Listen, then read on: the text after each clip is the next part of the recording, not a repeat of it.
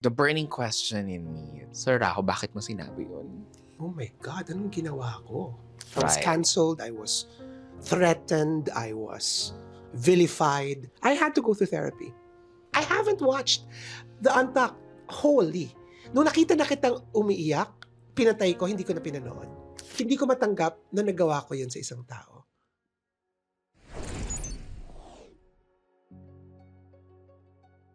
Hi everyone! In today's episode, our guest is a very special guest. Actually, this is a very episode I've been looking forward to this. Our guest is no less than the renowned designer and one of my favorite people in Drag Race Philippines, ladies and gentlemen, Sir Rajo Laurel! Hi, Eva. Hi, Oh Sir my Rajo. God. Oh my God! How are you? I have to be honest, nervous ako! No, actually, I really appreciate it, Sir Rajo, that you No, I'm happy I'm here. that you said yes. Oh, absolutely. Walang tumpig-tumpig. I'm so grateful that you've asked me to be here in your wonderful space. Thank you. I feel like it's an Oprah moment. Yes, it is, because we And- love Yeah, Oprah. and I'm so proud. I just want to let you know I'm so proud of you. Thank you, Sir Rajo. Really proud of you. Wow. So I messaged Sir Rajo na parang, okay, I've been doing this evangelism podcast. It's like a sit-down interview, yada yada. So I'm sure he already knows na parang yes, at some point in this conversation, we will address that issue. Absolutely. I think and it's healthy. Right. It's Yes, and we are in each other's safe space to talk about this na, di ba? pero nervous pa. Namamawi si Sir Rajo. Ako din, nilalamig din ako. Let's start off with I know you as of course, the renowned fashion designer, the judge of Drag Race Philippines. Oh, a socialite, so to speak. Socialite? Socialite? Pero, how would you describe Sir Rajo for people who probably does not reference you As through a Drag fashion Race? designer, That's a beautiful question because I've never really thought of myself other than a fashion designer. Mm. I guess I'm a loving partner. I am a good son. I am a fabulous brother Mhm. and a good friend to lots of people. Yes. And I would like to think that I'm also a very conscientious thought leader. Mhm. And perhaps for the people who work with me, I'm a very good teacher. Nice, yes. That in my way lists me who I am apart from my obvious job. Because there's a difference between what I do for work Yes. and who I am, just like yourself. Right. I mean, we have different personalities and we have different roles that we play with. Yes. But in a nutshell, that's who I am. Yeah. So you teach, Sir Rajo? I believe so. I believe in many ways that I teach, primarily because in our structure, in our corporations, the people who work with me are essentially all my mentors and my mentees. Yes. So what happens there is essentially I teach them my trade, and I've been doing this, Eva, for more than 30 years. Wow. So a lot of my assistants have already established themselves as established designers and creators in their own world. Yes. So in many ways, yes, I think I'm a teacher. And in many ways, this conversation, my intention and my prayer is that we learn from this. I have Yes. certainly learned so much from what has happened between us and our friendship and our journey Yes. and as a human being. Correct. Because I think what's the very key thing to acknowledge is that we're human. Yes. And the humanness is the one that I'd like to discuss. Right. Kasi actually, even before Drag Race, Sir Rajo, I've been following your Instagram because I know na every now and then you have these words of wisdom because I've always seen you as a very insightful person who have really, beyond your talent as a fashion designer, have so much more to share. Thank And you. the depth of the human being is there. Diba? Thank you. So I also want to, kasi syempre, from one queer personality to another, I look up to you kasi feeling ko ikaw talaga yung epitome ng success eh. Or at least for me, ha? Thank you. Well, success is very Yes. subjective. Right. And I'd love for everyone to know that do not measure yourself with another person. Right. Because success is really on your own terms. Exactly. For me, when I say I'm successful is basically I can take care of myself. Right. I can take care of my loved ones. Yes. And I am secure. For me, that's my definition of success. If I can take care of myself, Mhm. if I can take care of my loved ones, and I can be secure of my future. Pag nagawa ko na yon sa palagay ko, success na ako. So, if you don't mind, Sir Rajo, ilan taon ka na?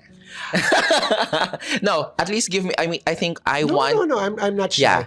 I'm 53. 53. So, para akong, 53. it's like talking to a kuya eh. Mabuti na lang sinabi mo kasi akala ko anak na kita. Hindi masyado malayo. Nakita kitang malapitan. Snatched, girl, oh. Tama. It's Diba? like, Walang ano yan, ha? Lift Aesthetic Clinic. Thank you so much for my snatched I'm face. so happy because every queen that I meet after the drag race experience, the glow up is real. Tama lang. Hindi, ang lapit ko eh, wala nang pores. Hindi na shiny. Oh my But gosh. you're beautiful. I'm so happy. Thank you so much, Sir Rajo. I've always been curious, like I'm House of 53 Laurel. years old. Oh. Yes, House of Laurel. How did it start? Oh my goodness. The company started in 1993. Yes. I started it myself right Uh-huh. after I went to design school Mhm. from New York. And essentially, I started it when I was 20. I was 20 years old when I started the business. Wow. And I was joined by my family because they knew that I needed help. Yeah. Maybe 3-4 years I was struggling because I couldn't do everything on my own. Yes. So I'm very blessed because my mother helped me, my sister helped me, and my sisters eventually all helped me. And now even my brother helped me. So it is essentially a family business. Right. I'm very, very fortunate primarily because in many ways, my siblings and my family gave up their dreams in the pursuit of mine. Wow. So with that mindset, you have to realize how lucky I am because I'm Yes. very supported internally. In Tagalog, wala nang mas maganda pa pag alam mo na sinusuportahan ka ng pamilya mo. And in my case, I was so fully supported. And when I felt that their support was there, present, I just soared. Like you, when you feel that you are supported, everything that you do is worthy, everything that you do is valid, and everything that you do has a purpose when you're supported. That's That's how I felt. That's a very beautiful thing, Sir Rajo. Kasi nga, normally sa kwento ng mga Becky growing up, it's the other way around. They have to set aside what they want to do in life in order to support their family, Correct. makapagpaano. But you, Baliktad. baliktad. It changed the narrative. In many ways also, I grew up kasi in a very interesting, almost very liberal family. Right. In other words, meron akong mga tito na bakla, meron ako na tita na lesbian. So, nung napanganak ako, parang, ay, dito na yan. Rajo is here. Yeah. So I actually grew up with uncles and aunts who were already secure with their sexuality. And I grew up in that particular environment. Of course, there were tensions because my father obviously wanted another direction for me, only because I think he didn't think that perhaps the life I chose would be safe or would be secure. Siyempre, old school. Correct. Ang gusto nila masigurado ang future. So I guess they wanted me to perhaps, have what he had. Life is not like that. Right. And at the end of the day, I had roles. We all play very important roles. This podcast is a very important role because a lot of people are watching, specifically the young kids. And we always, now more than ever, should stand our rights on our homosexual rights. That's because true. we are being erased, especially in North America. Right. And I think I'm so happy because podcast is a quick way of really getting into the nitty-gritty of who we are as a people. Yes. I'm just wondering, like Sir Rajo, at the age of 20, at 1993, what's the gay scene like for someone? It was fun. For you, no? We had Malate, Yes. which was the hub. Yes. We literally didn't have a lot of gay clubs, but we had an area wherein we can all converge. Orosa Nakpil. Yeah, Orosa Nakpil. That we started there, and then we ended up in the different other clubs. But the gay scene then was essentially Malate. We had Blue Cafe. We had also Pepe and Pilar. Then we also had, oh my God, so many fun places that we'd all converge. And Friday night, we'd all get in our car and go there. Pagdating namin doon, ang gulo-gulo-gulo na. Pero it was masaya kasi syempre, I was young, I didn't really had all the energy. And it was a wonderful experience only because it was really so masaya. Hining ko nga, no? Because the kids will probably not know, the gay kids will probably not know how to party nang walang Facebook, Instagram, at social media. So, wala. Nagtutumpukan lang kami doon, na magkita-kita nilang doon. It was also interesting because it was a time wherein we were just, in the 90s, we were learning from the AIDS pandemic. Okay. Essentially, the AIDS ravaged the homosexual scene in the 80s. In the 90s, our generation, we were more careful. In fact, that's why probably our generation after the 80s survived longer. Correct. Because we already knew how to use condoms, we already knew how to protect ourselves, and it was something you discuss and something you talked about. And unfortunately, because of that, this generation naman, parang nakalimutan na nila. So I think it's very important to also discuss that. Totoo. There is a significant increase in HIV cases recently. So, use your condoms, girls and boys. But we also had a place like Giraffe, which was my favorite. It was very interesting because it's like a bar club restaurant, pero everybody had their own geographical locations. For instance, the Afams were near the bar. The Pokpoks was surrounding the bar. The straights were in the front. Okay. The gays were nearest the banyo, near the kitchen. So if you actually navigate this almost like a giant jungle setting, that was our watering hole, and every species was represented. Parang Mean Girls cafeteria, the Correct. Plastics. Correct. But it was in a scene called Giraffe. Giraffe. That's beautiful. Ba? Hindi mo na yata naabutan yan. But it was a very interesting way to sort of like see all of what was happening during that time. Right. Kasi inabutan ko pa yung Orosa Nakpil eh. Oo. Orosa Nakpil was really fun. Kasi doon, talagang labo-labo. That was when we really feel that there was no class. Kasi hodang taga Forbes ka, or taga Pandakan, or taga Malabon ka. Correct. Lahat kami nandun. Laguna. Oo. Lahat kami nandun. Walang doon. Walang hierarchy. Talagang, pag cute ka, mahahada ka talaga. Alam mo, Sir Rajo, I can still see your features. Feeling ko ang pogi mo ng bata ka. Oh, siguro. But, I was not the handsome type. I was always charming. Charming. Ako yung atake. Yung dimples mo na ganyan gagawin. Yung atake ko, hindi yung pa-ombre-ombre. Yes. Yung parang, kausap tayo. Pero wag ka ha. I'm very dedicated to my partner. We're celebrating our 20 years. Oh my God, September. Nix. Yeah, Nix and 20 I are 20 years. Eva, can you imagine? Palagi nilolokohin na we started dating when he was 5. Sabi ko, ano? Pero you have age gap. Yeah, we ni did. Nix. 11 years. 11 years. 11 years. So tell us, like, parang, how did you guys meet? The old-fashioned way. Pwede pala yun. Pwede The pa pala old-fashioned yun. way. We actually met in a gay club. We met in government. Government! We met in government. I remember this birthday party ni Madonna. Nagkakaroon kasi sila ng birthday party. Delusional kami noon. Pag birthday ni Madonna, syempre may birthday party. So doon kami nagkita. Pagkatapos, my story, you have to ask him his version. Okay. So my version is basically, I saw a shaft of light underneath the dance floor, and I was drawn to him. And in my delusional mindset, I removed my shirt, started dancing with him. I asked him, "Can I kiss you?" And he said no. What? And he said no. Okay. Sabi, well, and I remember, totoo naman, he said no. Pero so the whole night, I pursued him na. So by the end of the evening, nag-set up na kami ng date after that. And 3 months later, we moved in. Wow. And we're still here. Yes, this was in 20 years ago. 20. So, Yeah, 9. do the math. I'm bad with math. That's why I do drag. Heard that's beautiful, Okay. no? In the comment section, yung mga galing pwede kayo Paki-compute na lang. So, Sa mga accountant dyan. Accountant pa yan, no? Old school bar. old school, bar. You found love in a hopeless place. Diba? Kasi parang Ika people nga. come in the bar for hookups. Rihanna. Pero alam mo yung kantang yan, Mm-mm. nung una ko narinig, I thought you found love in a hawker's place. Hawker sa Singapore. Singapore. Kasi ipakinggan mo. Hawker's place. Pakinggan mo talaga. Hanggang ngayon, akala ko, kinakanta ko yan, di ba? Sa kainan pala. I fell in love in a hawker's place. As my friend said, Rajo, hindi hawk. Hopeless. Sabi ko nga, it makes more sense. I thought it was a hawker's place. Pero in a generation where, kasi usually gay relationships are like 3 years feels like sobrang tagal An nyo na. eternity. Oo. What does 20 years feel like? Yeah. You know, we're blessed. Of course, a relationship is work. Mm-hmm. And you need to work at it. And it's like the plants that you see in your beautiful living room. You need to take care of it. You They're need all to fake, water. sir lang.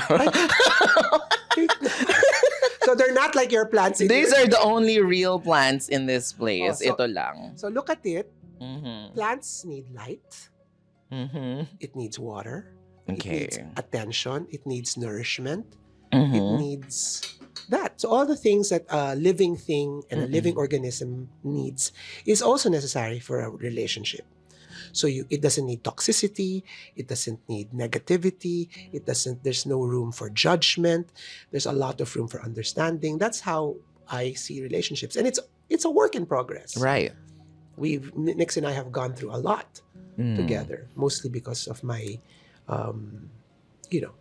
inanities.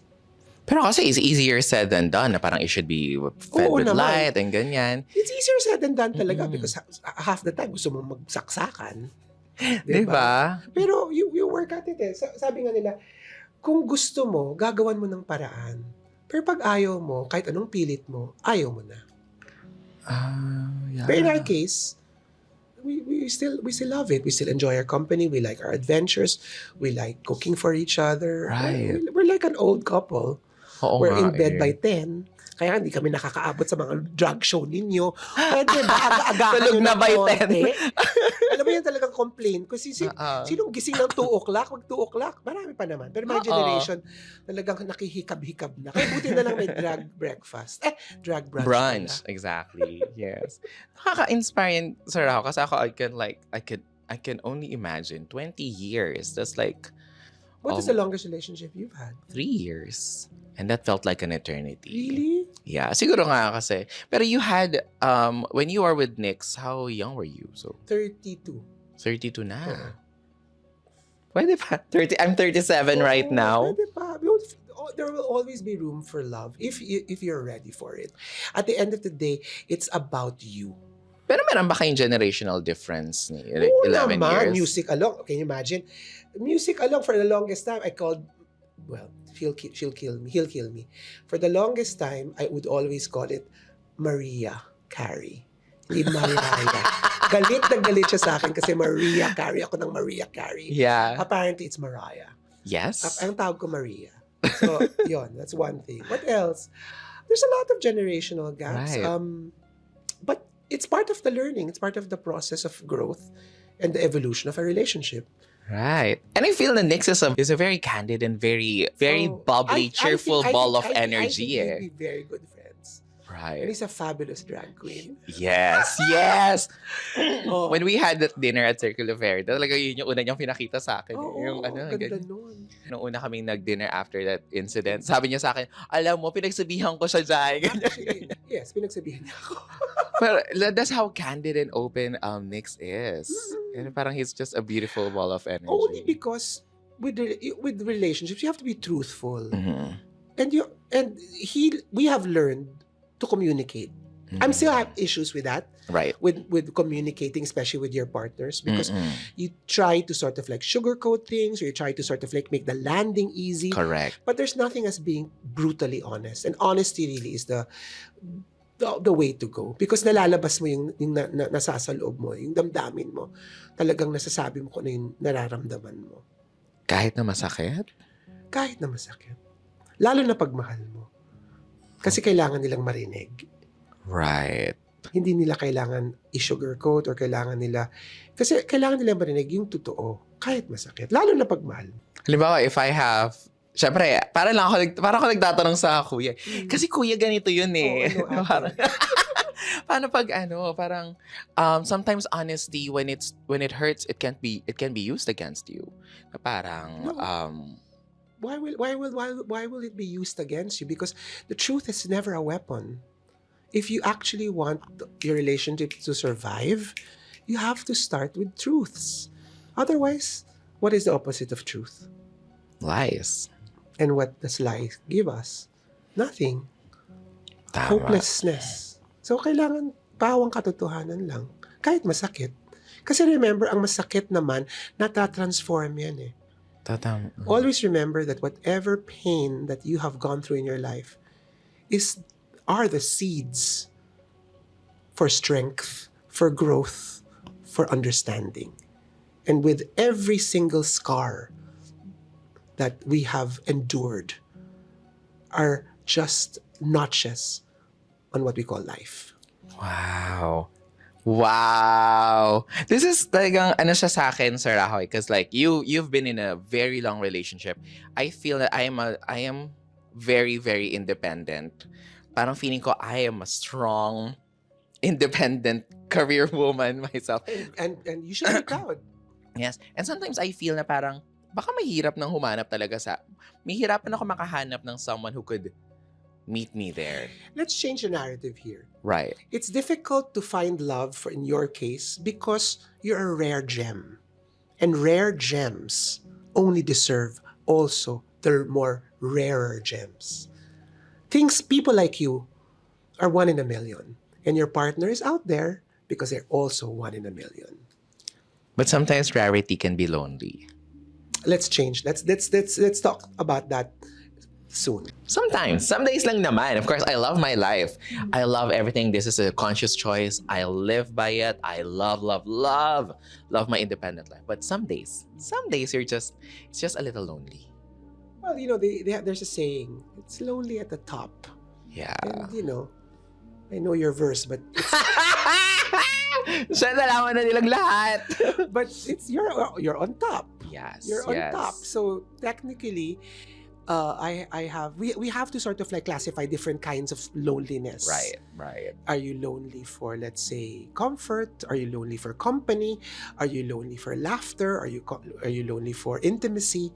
But I have a very favorite quotation about to combat loneliness. And when you basically find yourself in these situations like this, Yes. it's by a very talented actor. And he said this as he accepted his Tony Award for acting. Okay. He says, surround yourself with people whose eyes light up when they see you coming. Slowly is the fastest way to get to where you want to be. And finally, the top of one mountain is the bottom of the next. So, what am I saying here? Loneliness, when you feel lonely because sometimes you feel on top. But you realize when you're on top, that's just the beginning of another mountain. Right. Actually, totoo. So when you're feeling lonely, you just basically brush it off or acknowledge it or lean into it, realize it, because feelings are feelings that only last at the most for 15 minutes. But let it sit with you. Right. Let this loneliness sit with you, because I feel that once you acknowledge loneliness, you will savor and you will enjoy being with other people or being not lonely better. Tama. Yes, I get it. But it's a conscious effort. Right. It's a conscious effort. Siguro kasi, Sir Rajo, like when I heard na 20 years kayo ni Nix, that's like para kang nakahanap ng unicorn. It's a fairy tale story. Parang ilan lang kayo in a... I think the next time you should also find people who have a different long relationships also. Older couples. I have friends who have been together for 40 years. Wow. Ben Chan and Miguel. Oh, okay. Pastor. Right. Ben Chan. Yes. The amazing tycoon. Yes. Has been together with his partner for almost 40 years. Right. Pwede pa pala yun.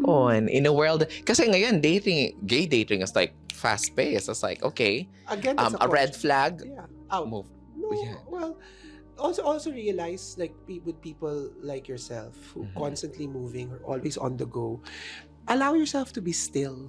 Mhm. Allow yourself to actually still yourself, because that's one way to be found.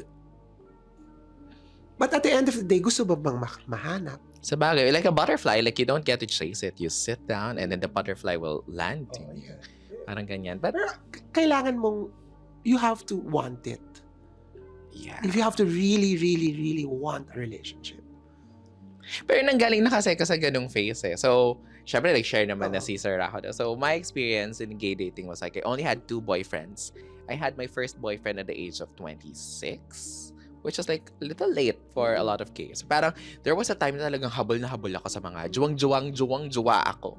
Parang ano bang mali sa akin? Dumating pa sa time, Sir Rajo, na nagdadasal ako sa St. Jude, naglalagay ako ng pink na candle kasi nga, nasa akin ng lahat, love life na lang ang kulang. Parang, I used to like really want it so bad. And then I had my first boyfriend, a Singaporean Chinese. He was in Singapore. We were together for 2 years. Broke up. And then I realized parang masaya naman pala yung buhay ko kahit wala. And then I found my second boyfriend, which was my more recent one. You guys saw him in Drag Race Philippines, but we Yes. broke up shortly before airing.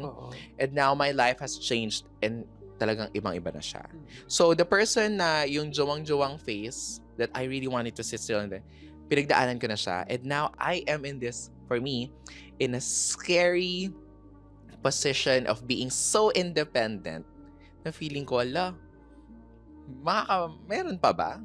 Pero you know what, Sir Rajo, when I was sa ibang bansa, na-realize ko na baka talaga hindi Pinoy yung para sa akin. Yeah, explore. Right. At this point, you have that privilege because you're secure, you're ready, you're fiercely independent.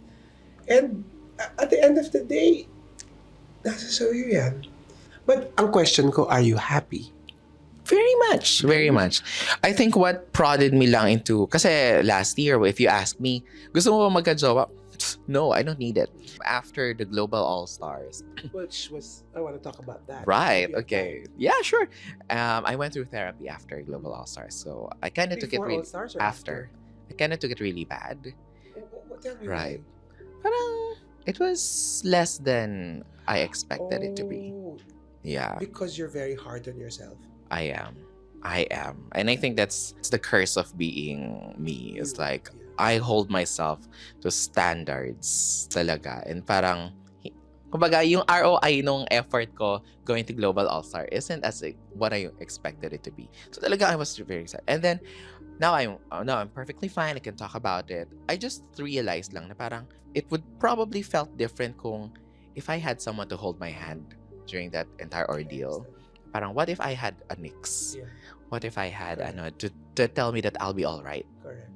But I was able to wing it on my own. And going back to that, because all of these realizations are really just lessons. Right. Are really just lessons. In fact, I, for one, am a big advocate of failure. Right. In fact, if you're a perfectionist, I'm a little bit on the opposite side. I like making mistakes. Wow. I advocate mistakes because they are the best teachers. Yes. And if the more mistakes you make, the wiser you become. Right. Perfection, that's dangerous. That's a standard you put on yourself. Right. And you are the only one who can actually correct that. Correct. But if you're constantly realizing rather that perfection is just a mindset, and perfection really, the only way to get there is to actually try and try and try and try and try. Because when you actually reach the top, going back to my quote, Yeah. it's just the beginning of Another thing. mountain. Yeah.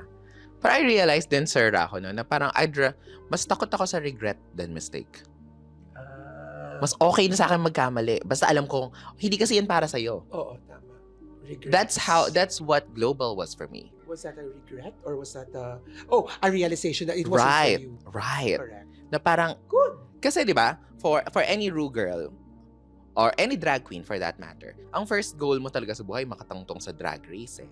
So pag nakatungtong ka na sa drag race, after it is, International. the end of drag race is the start of another mountain. Kumbaga, the dream of making it to an international franchise, nandyan yan. Sa Nandyan lahat. siya sa lahat. Kahit sino gusto nilang makita si RuPaul eye to eye and like have a shot at Wait. Anong naramdaman mo? Kasi si RuPaul nakita ko lang Right. malayo. Pero hindi, Right. how was it? I wanna know. Ano siya? Parang my soul wanted to leave my body. Talagang, RuPaul? In a span of 3 years since 2021, na-meet ko na siya. And I was like, Is it all? Because sometimes I'm also wary about meeting your idols.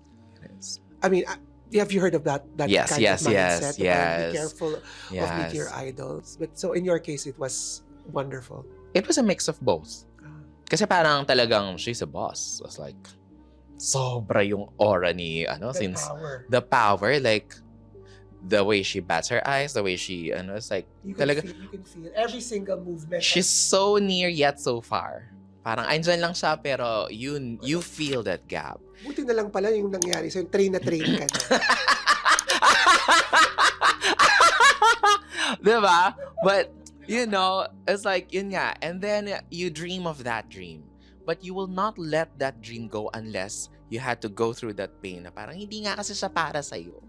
Well, I'm glad you realized that because people sometimes don't have that epiphany. People sometimes hang on to a perceived notion of their journey. But journey is like a beautiful roadmap. Life is like an unnavigated roadmap because tomorrow we don't know if we're here. Correct. So you just have to live for today. I mean, I've just recently experienced so much loss to some friends who just passed on. My father just passed on a few months ago. But you realize that with this grief comes the realization that life has to be lived. And you're right. Be wary of regret because you have to live life without any of that regret. Yes. Diba? And I'm so happy that you've realized that perhaps this wasn't for you. Yeah. And but it was a beautiful experience nonetheless. It is a very beautiful. It was a defining It made moment. us all talaga. proud. I Thank mean, my you. God. Kakaunti lang ang katulad yung nakakaganyan. Mabibilang sa daliri natin ng mga Pilipinong, lalo na talagang from the Philippines. Yes. Diba? Pero parami tayo. Magaling talaga tayo. Magaling talaga. Diba? Iba talaga tayo. Iba. Nakikita mo talaga, no? Right. What makes the Filipino drag queen different? I mean, obviously, as a fan, I know, but what makes us different? I think kasi Filipinos generally, whether drag queen ka or hindi, we put so much heart in everything that we do. We love telenovelas. We love Puso. Yung puso at puso pa rin. Because that perfectly encapsulates what we are, not just as artists, but as human beings. So talagang we do everything with so much passion. Everything is personal to us. We're slowly getting there. Pero yes, I think that's what makes drag beautiful. Even yung beauty pageant even yung long gown competition, hindi ka lang magsusuot ng gown. Dapat may storyline ni Apo Bang-on, yung kay Michelle D. Alam mo yun, yung parang it always... Lahat kailangan may hugot. May hugot, may meaning, may depth.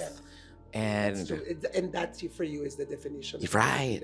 Whether kung paano magsayaw ang mga queens, the choice of hair, the color story of the look, everything is like really from the depths of compared to the other international girls.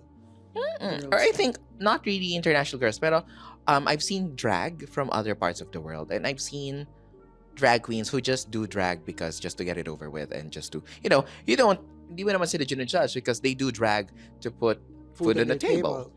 Pero parang they just carry on with the next show. So it's a difference between basically a job and a passion. Talaga. Ganun siya. Nakita ko na sila parang sabayan. Ganda. Okay, next number. Lipat na ako sa kabilang bar. Kasi they do like 2-3 bars in a night. Yeah. Siyempre, hustle. Right. So for me, it's like I'm very proud to represent Filipino queens that way. And we're all so proud of you. Thank you. I mean, I hope you know that. I know you know that. Took me some time, pero yes, now I believe it. No, you hold that to your standard of perfection. Because I hope you realize, hindi mabibilang ang katulad mong nakatungtong sa kung nasaan ka ngayon. Thank you. You hold that thought. Thank you. Let it sit with you. When you feel lonely, Right. Think about what of your achievements. Tama. So speaking of Drag Race, Sir Rajo, so you got the call to be a judge The first season? the first season. Yes. Yes. How did you feel? Oh my God. It's my favorite show in the whole universe. More than Miss Universe. Talaga ba? Yeah, I mean, I've been watching it since it was still an orange screen on season 1 in the United States. Yung Correct. hindi pa ba mahanap? Hinahanap ko talaga. Imagine. Yung nasa banner pa siya ng downlink dati. Yeah, imagine. Tapos talagang hinahanap, and we would actually have parties in friends' apartments watching it because it was a thing we really enjoyed. It was our community. We saw ourselves on the screen. Totoo. I mean, it was the first true representation of what we actually have.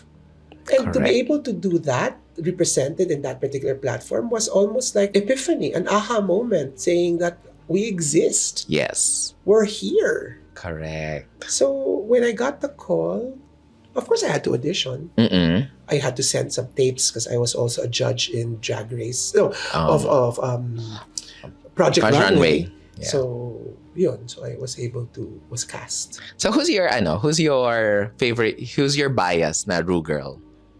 Oh, Jinx Monsoon. Jinx Monsoon. Internationally, Jinx Monsoon Yes. is, and honestly, in terms of performance, Sasha Velour. And I like a smart comedy queen. And the other one, Bianca Del Rio? Yeah, that's the one. Right. But What about Jinx? Dahil comedy and not just comedy, performance. right. I mean, she's a theater. I'm a Theater theater baby. I'm a theater nga siya. baby. So when I saw her in Chicago, I was like blown away, and I just loved her journey because first of all, she was very underrated in her season, and then she won it. Correct. You imagine may bungal na ngipin pa pagkatapos. Oo. But she's smart. And she's really, really talented. And she sort of like approached it in a very novel way. A lot of the queens kasi unfortunately right now is almost like use it as parang it's almost like a decahon. Parang they're molded into that particular thing. Una walang parang, and I miss the cattiness of the prior seasons because that's who we are as gay people. Right. And it was basically said. Pero Drag Race Philippines, 3 seasons down.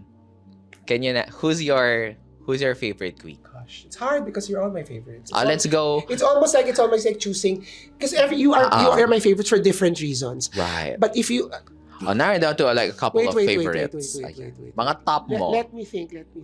Venus. Venus Deluxe is one of my favorite. Yes. Because she's absolutely insane and hilarious. And Oh, yeah. You know, I really like Versex. Really? I really like Versex because she's so she wasn't able to explore much of what she's done, but talagang tumatak yung kanyang pagka ibang klase. Jade So, because what a interplanetary human being. Yes. You, because you are probably one of the most intelligent queens that has come out of that franchise. Thank you. When I say intelligent, smart, and businesslike, in fact, you're probably ending up going to be the most wealthy. And if not, probably That's are. the goal. That's the goal. You know, that's what I mean. Yes. I have favorites for different reasons. Yes. Marina, Mm-hmm. but because of her absolute professionalism, I mean, and her incredible waist. And the fact that when I first met her, hindi siya nagpapadding. Diba, naalala mo yon? But with all that being said, we all have to realize that when you come to the show, you take little bits and pieces of people that you love. Correct. And for different reasons. Right. Hindi mo naman pwede sabihin, mahal kita dahil dyan lang. Kailangan mo silang mahalan and the entirety. Pero, Correct. if you have to nitpick, kunyari buffet, I like this one for her comedy skills. I like this one for her fashion skills. I like Jade So because she's insane. I like Bernie because of her heart. Right. I like Precious Paula Nicole because of her relationship with her family. Totoo. I mean, iyak ka ng iyak nun eh. iyak eh. Pero wala pang hihigit sa iyak ko sa'yo. Okay, and here we are. So Ito na ba to? I think so. I think it's inevitable. Para kasi it's like, okay, Sir Rajo, when I was in Global, nag-aral na akong manahe. Oo nga, congratulations. I was able to do like a bustier dress na may boning on my own. I'm very Yeah. proud of that moment. Thank you. But of course, it happened, the Trash Gate incident. Yes, let's talk about the trash gate. Right. How do we feel about that? So, I think I wanted to talk about it because even after we've talked about it, even after, I think there was a part of me that wasn't able to close that book kasi Mm-mm. probably I wasn't able to articulate to you Mm-mm. what it really meant. Kasi for people watching, when we filmed this, everything was so fast, di ba? Di ba? We filmed it day 1, nananahi kami, ganyan. Day 2 was the elimination. The very next day, we're already filming the next episode. During the course of what that happened is that hindi mo siya mararamdaman eh.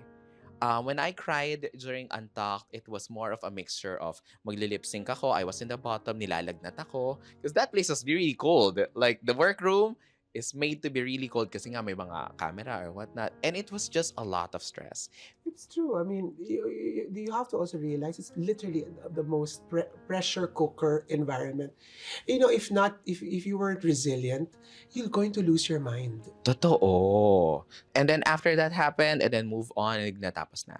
The only other time that I was able to process that was when I saw na the episode. Ako rin. Right? Kasi after na, ano pa tayo, Kita tayo sa... ano pa tayo, year-end party pa tayo eh. After we start filming, because we finished filming Noche Buena, and then binigyan mo pa ako ng shot, parang we're good.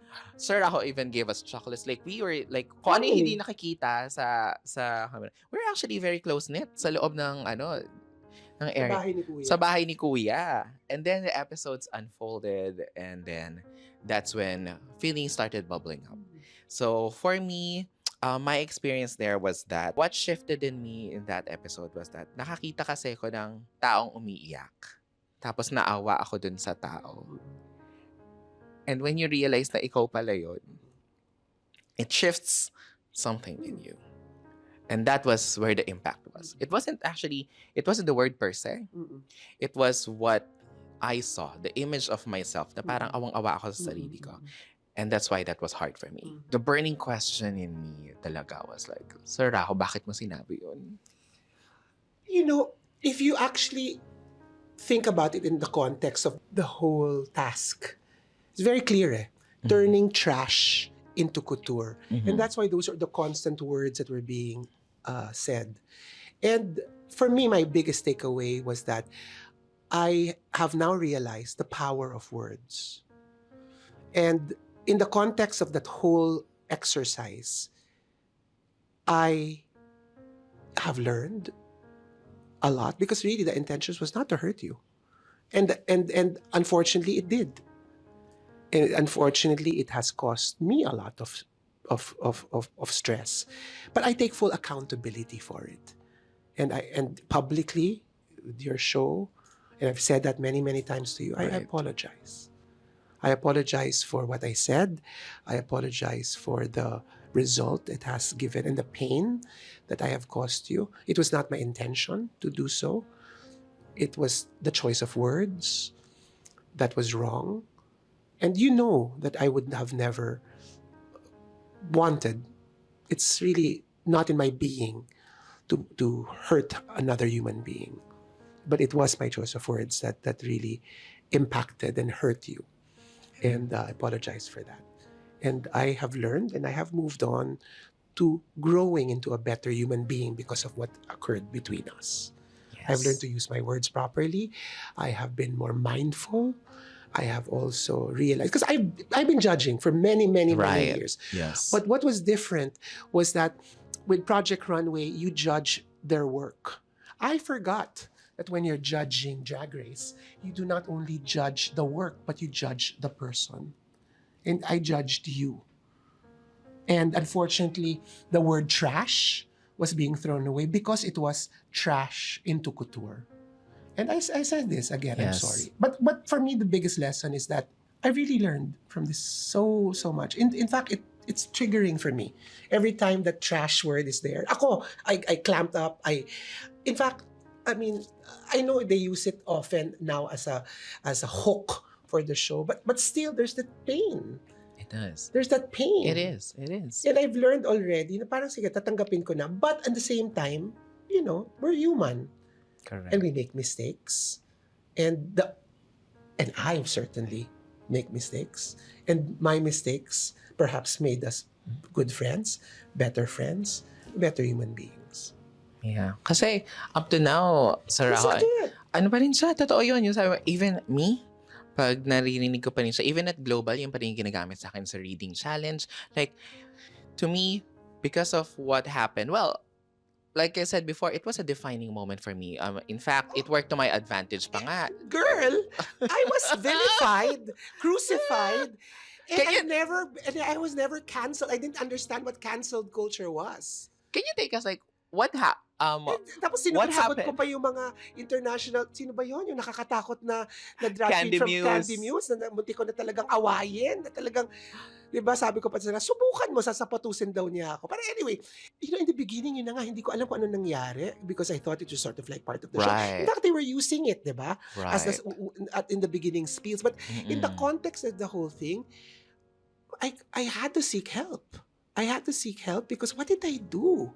What did I do to you? Can you imagine that I have caused another human being so much pain? And real pain. I haven't watched the Untucked wholly. Nung nakita na kitang umiiyak, pinatay ko, hindi ko na pinanood. In fact, next my partner says, panuurin mo para ma-process mo. Hanggang ngayon, hindi ko pa na-fully panood because hindi ko matanggap na nagawa ko yun sa isang tao. Na ganun pala yung reaction. Right. Because sometimes we throw these things around like nothing. Right. And we don't realize how hurtful it has and how changed the trajectory of your life, of my life. Of the way even I handle my day-to-day activities. Even the way sort of like pag ngit-ngit ako sa waiter, hindi, iniisip ko pa rin yung nangyari sa akin. Saying, I don't want that to happen again. I really don't want that to happen again. To you, to me, to another person. Because it can. It can. It can. And everybody is accountable. But I'm accountable for it.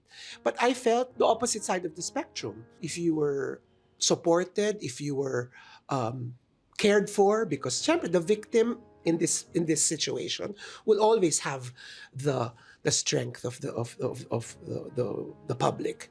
I was crucified. Right. I had death threats.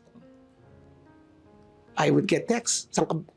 I had to actually think if I was going to get security because I was getting death threats. I was scared that my shop would be people would throw stones. Girl, ganyan ka kamahal ng tao. Ganun kasi ginawa mo eh. Pero I think it's but as I said, remember in context, what I said was I expect more from you. Yeah. Because this, gano'n pa ako eh. Mm-mm. This is Right. trash. It was never you. But it was what you made.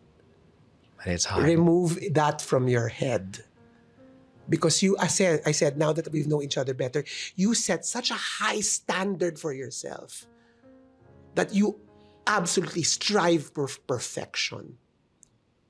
And I apologize if I had to give you a wake-up call. Because that was a wake-up call not only for yourself, but also for me. Yes, it's painful. Yes, it's difficult. But sometimes that's what we need, both of us. Right. Because the most difficult things are the most important things in our life. That's true. I know it's a defining moment. No, for both of us. But still, like I said, I don't know if things would have been different if that didn't happen. I have no regrets. I I have no regrets because I came through a lie from the opposite side of the spectrum. I was Right. canceled. I was threatened. I was vilified. The words that were coming out of my social media was actually quite daunting. I had to go through therapy to go through what I've done to another human being. were you able to forgive yourself after that? Yes, I have. How? By realizing that through mistakes, I become a better human being. Because I had to acknowledge that mistake. I had to realize, mali yung ginawa ko. So sa susunod na mangyari ito na ang gagawin ko. Kasi kung hindi nangyari yon, I would continue with that particular mindset. Because that's how I was a judge. But also, because as a judge, you have to make decisions like that. Right. But it's the wording. It is the way it landed that hurt you. What would you have said instead? I would have said the same thing. I will not change anything. Really? No.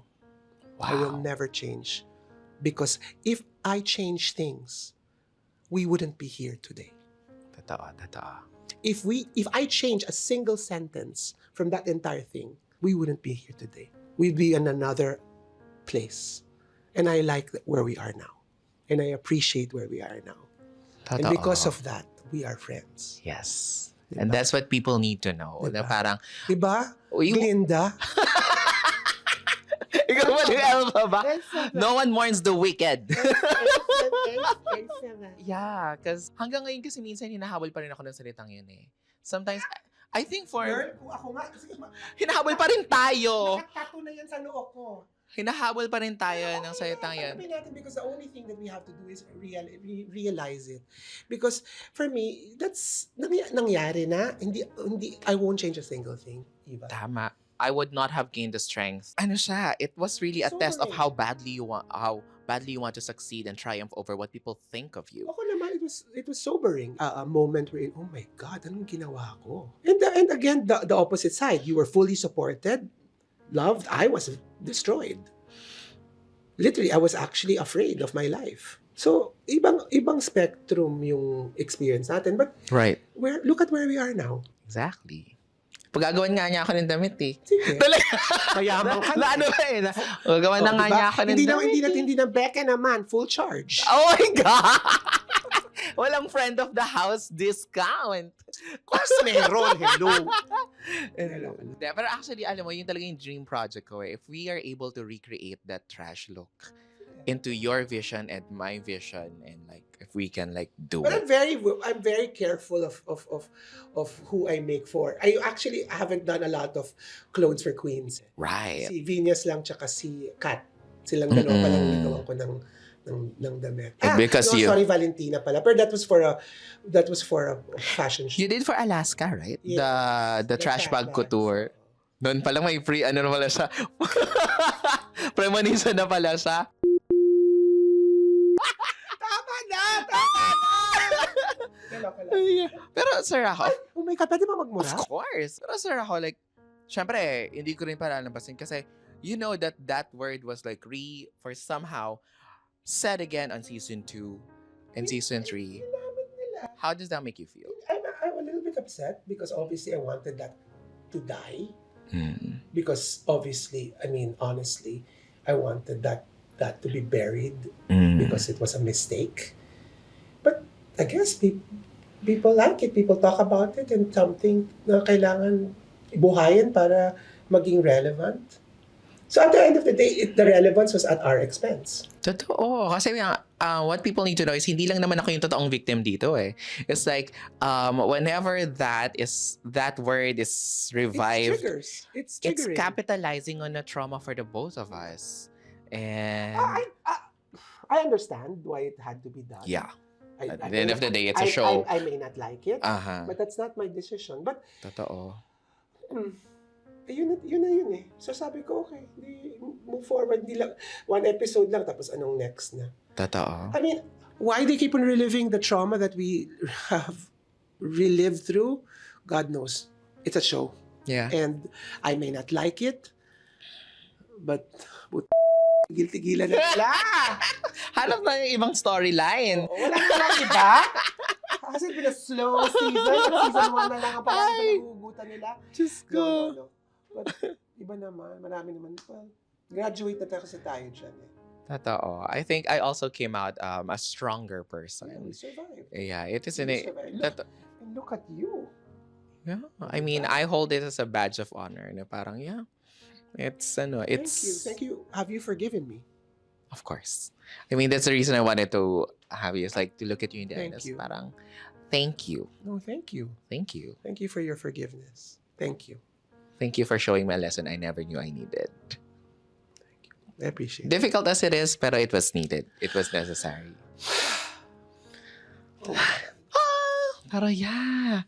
Tissue. Uh, I needed to hear that. Because I wanted us to heal from this. I wanted to heal completely. I think this is the best way for us to heal together in front, for everyone to know na parang it's over. Get over it. Anything that you say after this, kayo na lang yan. It's on you. Oo, parang gusto nyo lang but for us, and I think that's what matters. Yeah. It's between you and me. Totoo. Thank you. Thank you. Oh, now we can start. So ito na nga, question. As a judge of Drag Race Philippines, merong isang batang queen na sasali. What would you tell that queen? That aspiring Drag Race girl? Few things. Mm-hmm. Know that it's a game. Mm-hmm. It's not real life. Take your vitamins. Mm-hmm. Know that there's a real life outside this. And it's a show. Preach. Yun lang po. Tama. Yes. The rest is up to you. Yes. Actually, may gift pala sa akin si Sir Ah, Rajo. Hinanap ko Sir Rajo gave me this. But, Wala lang. Kasi when you're entering a house, ang turo sa akin ng mga magulang ko, kailangan may parang konting, ang tawag dyan, omiyage, which is sort of like a gift you give to a friend when you're visiting their home. Omiyage. Is that a Japanese Yeah. term? Right. Kasi we live in Japan for a long time. Yes. Yes! So we have a gift. Diba? It's in Evil the Queen color. Oo nga. So ano to? Lalagyan siya ng mga ano? Pera. Pera. Di ba sabi nila pag naglalagay ng pera, dapat may kasama, may naman na sa loob. Meron yan. Dagdagan mo na lang. I love moments like these because alam mo yon, na-realize ko din sa reality TV show, Sir Rajo. It's like, kung ano yung huli nilang napanood, they think that that's the entirety of it. No, I mean, it's a community. It's literally like what happens with our relationship is that, remember, I would send you masajistas, I would send you little gifts because mahirap yung ginagawa ninyo. Yes, that's true. Dearest Eva, thank you for having me on your podcast. I am very proud of you and what you have achieved. I am certain more amazing things are in store. Praying for you, for your continued success. Fondly, Sir Rajo. Yes, I am blessed then to have people like Sir Rajo in my life. Thank you. Like everything in retrospect, everything played a very important role into why I strive to be where I am right now, why I want to be successful, why I need to triumph over the pain, because my life turned out to be parang sometimes it's a playbook for someone else. Na parang it's like, But you know, also in hindsight, can you imagine that if it happened to any other queen, what happened to us? I don't know if they'll be able to be as resilient and as, it had to happen to you. Who's intelligent, eloquent, smart, who were able to sort of like realize this. yeah, kasi pag sa ibang queens, hindi nila maintindihan yung salitang atrocious. Pag sinabi nyo, atrocious, ano yan, Pokemon? So, Parang ganun na lang, di ba? Mas maganda yung atrocious! atrocious daw ako. Parang delicious, atrocious. But, you know. Gusto ko nang panoorin nga yung unedited eh. Ano nangyari doon?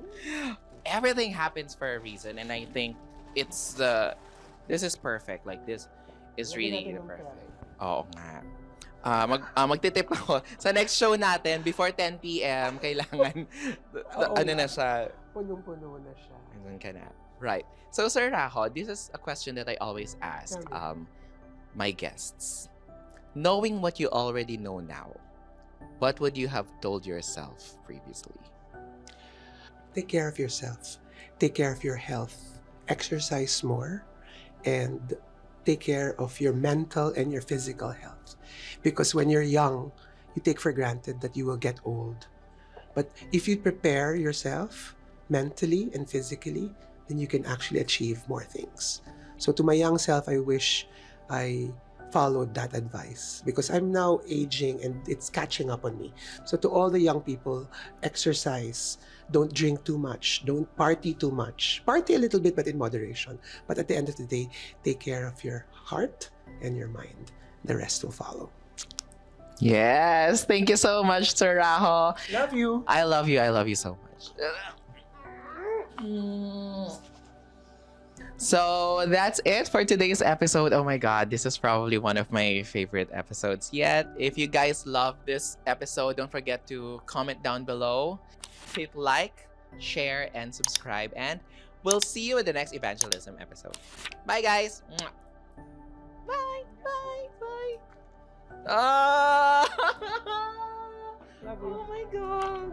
Oh, thank you, thank you, thank you.